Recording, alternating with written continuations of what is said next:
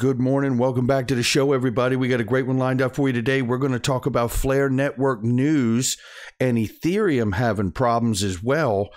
China lays down the law on crypto and Bitcoin. Japan steps up regulation. U.S. Senator Loomis, we're going to hear from her, and I think you're going to like what she's got to say. And the U.S. SEC Securities Exchange Commission partners with a blockchain startup. We'll tell you about it. And then we got to get the XRP price analysis. Are we on target? Are we on track? There's been so much positive news from the technical analysts out here. We're going to hear from Dark Defender and Corn's Kid. Let's not waste any more time. Let's roll that beautiful intro.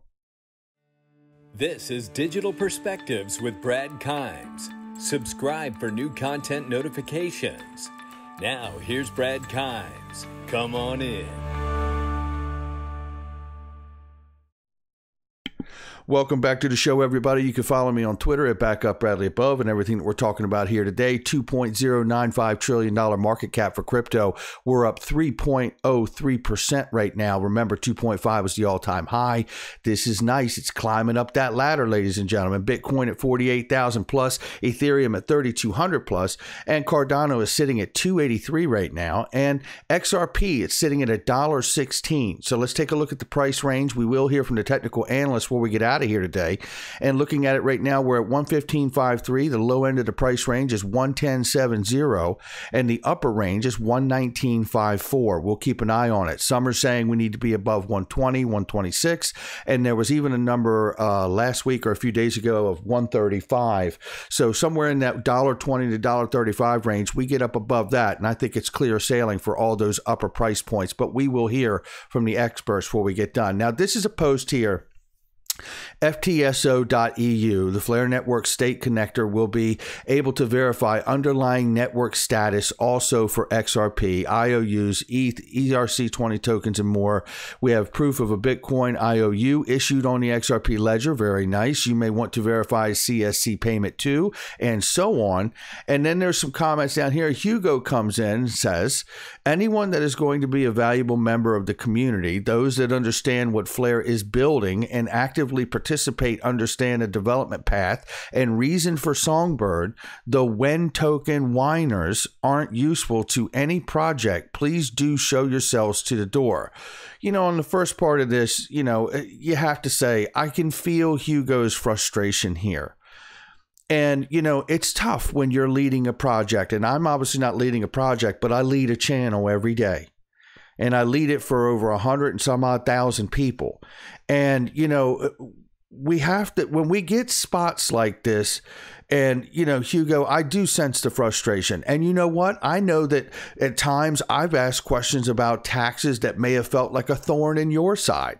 But the reality is I wasn't doing it to be disruptive to you or Flare Networks. It's just simply the perspective difference between the developer perspective and the investor perspective. And I know that there's a lot of haters out here. I deal with trolls every single day of my life. But we got to focus on the positive side, not the negative side. This feels very condescending, and it shouldn't, right? Because we should be focused on the people that want it and understanding that anybody who's whining or doesn't understand what's going on just simply means one thing. There's still the education curve. The learning curve has not been complete. Right? And there have been some stumbles along the way. There were going to be drops, and then the drops didn't happen yet. You were going to open up and offer a different set of drops and then took that back off the table. So this kind of doesn't acknowledge the few fumbles we've had along the way. And you know what? Every good project has them. So I'm not taking shots at that. I just want to simply say, I don't think this is the path. We've seen enough with the inception of Flare from outside sources be very condescending, and none of that is helpful or useful. So I hope we can regain our footing and start from fresh ground here and try to bring as much learning and understanding about the project into everybody's perspective, because I think it makes a lot of this stuff, the whiners and when token people, go away, but not because they're frustrated, but because they've been educated. And, you know, I have to say, you know, I liken what Flare Networks is doing to the path that Cardano has been on. and they're out the gate a lot sooner and earlier, in what they're doing with Cardano. But I mean, there is just a clean way that Charles has been working on this project for so very long, and everyone in the loop. And, clearly, a whiteboard demonstration overview of what the goal is, what the problem is, and how they're making and working towards the solution. Homepage, the phases. And I know you guys have a roadmap for what it's going to look like ultimately. But, I'm just saying, there is an opportunity here to not condescend towards people who don't understand, but to really use this moment to educate even more. And eventually, I think the whiners will go away the more that they learn. So I'm still excited about Flare. I really am.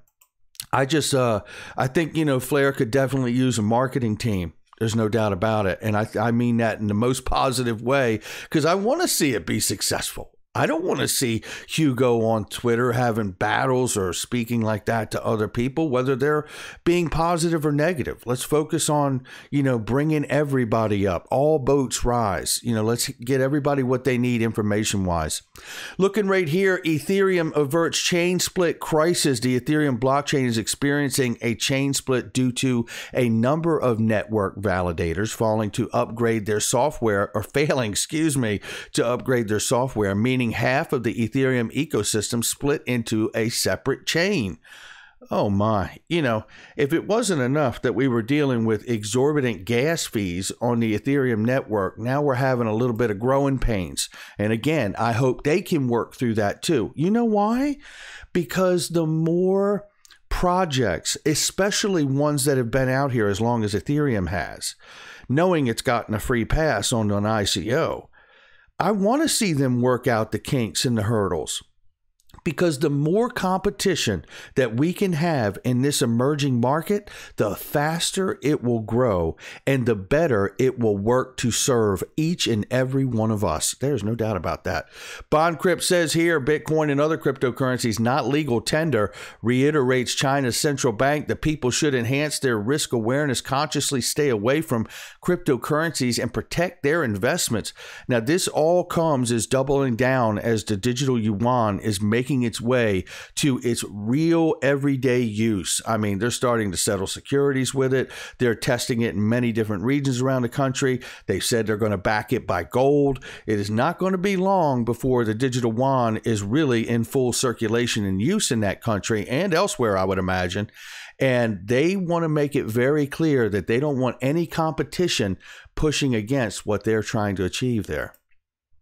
We see even more clarity coming from around the world, which is really starting to speak to me that we must have something coming. Japan's FSA plots harsher digital currency regulation.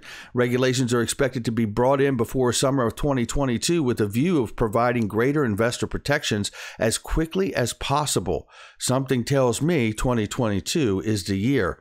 BondCrypt, I think I'm right there with you, my friend. And he also tells us here that U.S. Senator Loomis wants a hands-off approach from Congress. Amen to that. Senator Loomis has always been vocal about her support for cryptocurrency, seeing a lot of applications for digital assets in the space.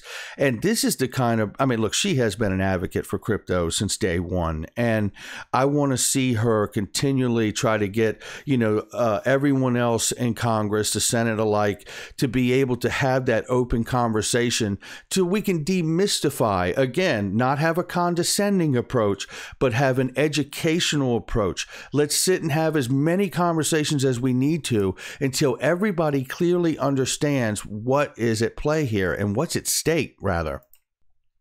SEC Securities Exchange Commission has partnered with a blockchain startup $625,000 to help it uncover illegal activity in the decentralized finance space. DeFi, Hester Peirce, this is why I encourage individual projects to come in and talk to the SEC. I have said this many times, and I'm going to say it again right now. DeFi, decentralized finance, is going to be the next ICO moment for crypto. And I don't write off the fact either that cryptocurrency exchanges are going to have a moment before DeFi does too. And we know that from Gary Gensler as well. So here we go. So the SEC appoints CFA's Director for Investor Protection while under fire for Ripple lawsuit on XRP. The SEC has been criticized for not listening to the investors nor protecting their interest when it comes to aggressive regulation by enforcement tactics. And this really is almost like a makeover here. So Securities Exchange Commission has appointed Barbara Roper as senior advisor to the chair with a focus on retail investor protection, including policy, broker-dealer oversight, investment advisor oversight, and examinations. Barbara Roper is currently the Director of Investor Protection for Consumer Federation of America, where she has been working for 35 years as a leading consumer spokesperson on investor protection issues. She says she is excited to join the SEC and chair Gary Gensler's leadership team. I've dedicated my career to ensuring that our capital markets work for the average investor, with investor protections at the core of the SEC's mission. I'm looking forward to bringing the same focus on the needs of individual investors to work for the SEC, said Barbara Roper, senior advisor to the SEC chair. The SEC has been criticized for not listening to investors nor protecting their interests when it comes to aggressive regulation by enforcement tactics, and it cites the most recent action related to the complaint filed against Ripple and its individual defendants for alleged unregistered securities offerings.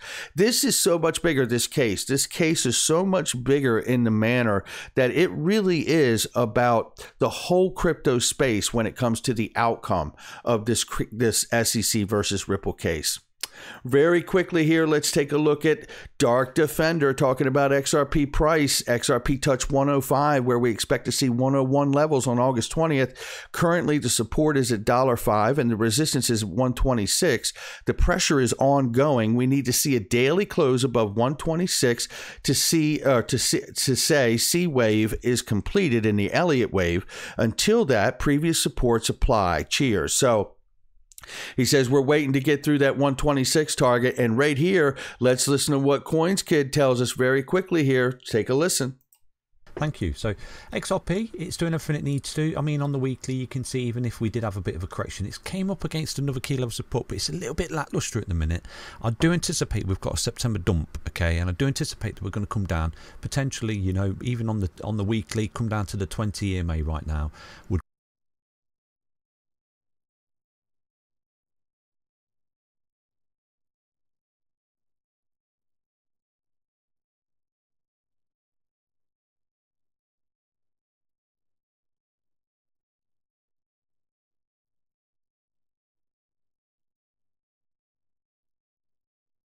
Be absolutely superb. Look, you come up, get overextended, you come back to its support. Beautiful continuation. I just realized I had my mic muted when I paused that, but what I was trying to say is that make sure you heard him say that he expect a bit of a September dump. We could come all the way back to the low 90s, high 80-cent range, and it would be perfectly healthy to touch these EMAs again. Let's keep listening. Now, if we adhere to all this structure in front of us, we're looking at a lovely run here for XRP, to be honest with you. Someone stated yesterday that potentially if we adhere to this parabolic curve that I've drawn in here, we could see a beautiful $27 XRP token by spring of next year. And this is exactly what I do anticipate. I anticipate that we're going to come up towards December. Okay, look, you can see it's around about December, come up here to around about $13, have a bit of a blow off top, come back to a key level support, primarily 1272. People think we're entering a bear market just there, and that's where I do think we'll get overextended and come back up in the spring, and we're going to see a $27 XRP token. Okay, and that's where you're going to see that 200k Bitcoin as well. I might be completely wrong, but this is what is in front of me at the moment until we lose structure. Okay. That is very exciting. A $27 XRP sometime in the first part of next year, maybe in April. Who'd have a problem with that? Not this guy. All right, that's going to do it for me. I hope you guys have a wonderful day. This is going to wrap it. We're going to have a great weekend here, and I will catch all of you tomorrow. Make sure you check out the links in the description box and the comments section. There are many, many different products and services I use each and every day, and more importantly, they are trusted, vetted links. I'll catch all of you on the next one.